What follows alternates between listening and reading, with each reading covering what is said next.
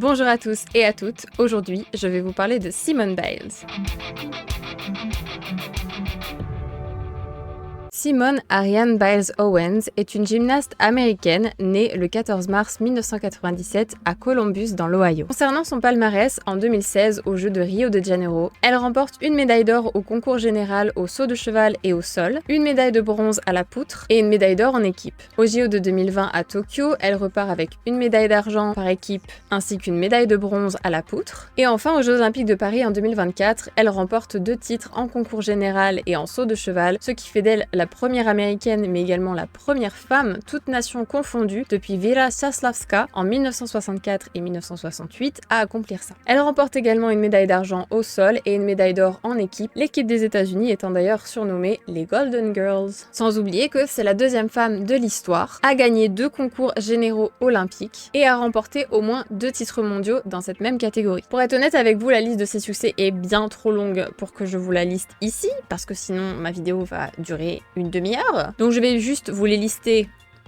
quelque part sur l'écran, histoire que vous puissiez quand même vous rendre compte du talent de la dame, parce que Simone a éclaté le record de médailles remportées au championnat du monde après avoir récupéré sa 25e médaille en 2019, surpassant l'ancien record établi par Vitaly Scherbo et ses 23 médailles, mais elle a par la suite remporté 5 médailles de plus pour arriver à un total de 30. Et si elle domine autant les compétitions, c'est notamment grâce à la difficulté impressionnante de ses routines qui lui donne une longueur d'avance sur ses concurrentes. C'est-à-dire que même quand elle tombe et qu'elle perd des points sur son exécution, sa note de départ est tellement haute grâce à la complexité de ses éléments qu'elle arrive quand même première avec de l'avance. Oui, c'est pas donné à tout le monde. Elle a d'ailleurs reçu en 2022 de la part du président Joe Biden la médaille présidentielle de la liberté, aussi nommée en anglais Presidential Medal of Freedom, qui est une récompense que le président peut remettre pour reconnaître une personne qui a contribué à la sécurité ou l'intérêt national des États-Unis, à la paix mondiale ou qui a fortement impacté la culture ou n'importe quel autre domaine. Et en 2023, elle a remporté son 8e titre au championnat des États-Unis, éclatant le précédent record d'Alfred Joachim, qui datait de 90 ans. Alors vous l'aurez compris, Simone est une athlète hors pair, mais si je vous parle d'elle aujourd'hui, ce n'est pas seulement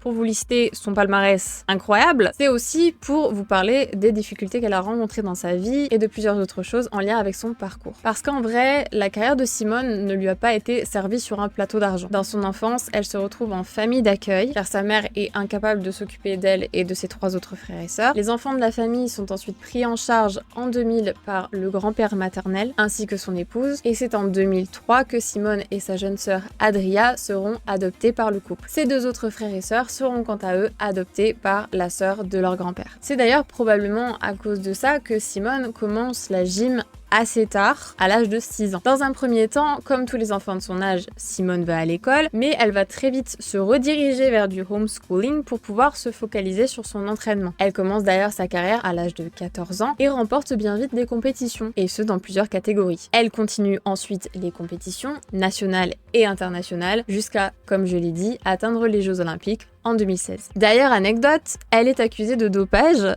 par les médias russes. Mais je reviendrai là-dessus un tout petit peu plus tard en vous parlant d'un autre sujet. En 2017, elle va faire un petit hiatus, puis reprendre les compétitions en 2018. Et la veille des qualifications pour les championnats du monde, elle a fini à l'hôpital à cause de calculs rénaux. Et n'importe quelle personne sur cette planète se serait dit « Aïe, ouille, j'ai mal, je vais rester alité un petit moment, temps de me remettre. » Non, non, non, Simone n'a pas dit ça. Simone, le lendemain, elle était aux qualifications, mais elle n'était pas juste aux qualifications. Elle a fini première sur tous ses agrès, sauf les barres asymétriques où elle a fini 2e. Mais en plus de dominer le circuit international depuis plus de 10 ans, d'être, comme je l'ai dit, une femme hyper forte, avec une volonté de faire, Simone a aussi, au cours des années, fait évoluer sa discipline et en a repoussé les limites en présentant des figures inédites qui portent son nom. Parce qu'en fait, quand une gymnaste réalise un nouvel élément lors d'une compétition internationale et qu'elle le réussit, il est ajouté à la liste des figures du code de pointage et il va porter du coup le nom de la gymnaste qui l'a réalisé. Et c'est quelque chose d'assez courant. En général, les meilleurs gymnastes ont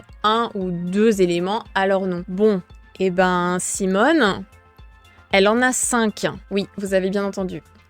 5. Alors déjà, il y en a 2 au sol, le Biles 1G et le Biles 2J, où elle monte à plus de 3,5 m de hauteur. Et c'est pour vous dire, cette figure est tellement complexe qu'ils ont dû rajouter un niveau de difficulté au barème de notation qui détermine la difficulté de chaque élément, parce qu'il était plus compliqué que ceux déjà considérés comme étant les plus durs. Ensuite, elle a un élément à la poutre et 2 au saut de cheval, encore une fois nommé Biles 1 avec 6 de difficulté et Biles 2 avec 6,4 de difficulté. C'est énorme.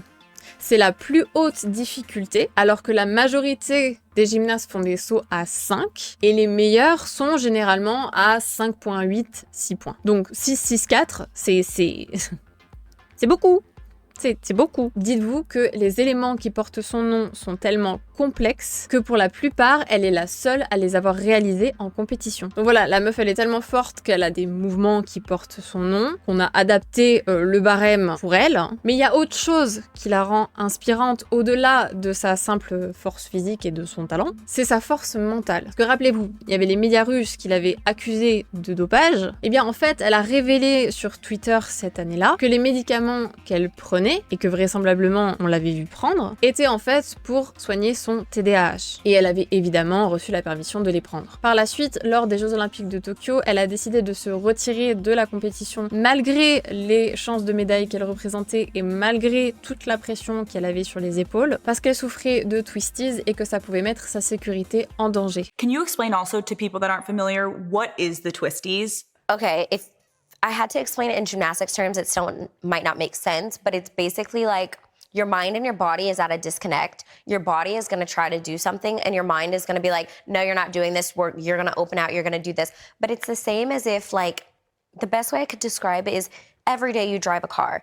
If one day you woke up and you had no idea how to drive a car, your legs are going crazy, you have no control over your body, that's kind of how it feels like. You've been doing something for so long and you now no longer have control.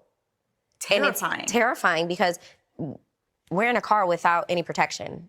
I am my car. Alors évidemment, elle s'est fait bâcher sur les réseaux sociaux parce que, comme d'habitude, les gens sont des abrutis finis. As soon as I landed, I was like, oh, America hates me. The world is gonna hate me.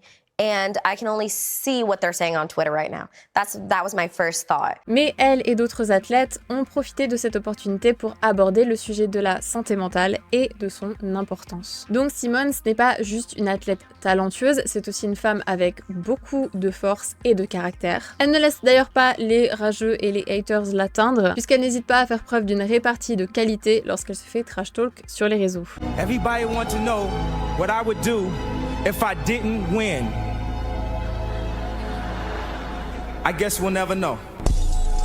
Dites-vous que sa carrière est tellement fructueuse et qu'elle a tellement de récompenses que pour toutes vous les présenter, comme je l'ai dit au début de ma vidéo, j'en aurais pour longtemps, bien trop longtemps. On partirait plutôt sur un format d'1 heure que de 5-10 minutes. Mais j'avais envie de vous parler d'elle parce que je trouve son parcours giga impressionnant et il montre bien que malgré les difficultés qu'on peut avoir dans la vie, on peut quand même toujours accomplir de très grandes choses. Ah, et aussi que les haters, ils peuvent pleurer et rager dans leur coin, ça n'enlève rien ni à votre talent, ni à votre succès. Voilà, j'espère que cette vidéo vous aura plu. N'hésitez pas à vous abonner si ce n'est pas déjà fait et si ma chaîne vous plaît. Bien sûr, tous les commentaires, les petits likes et les partages sont très fortement appréciés. Donc merci à toutes celles et ceux qui le font déjà et à celles et ceux qui le feront à l'avenir. Comme d'habitude, prenez soin de vous et de vos proches. Moi, je vous dis à la semaine prochaine. Bye bye!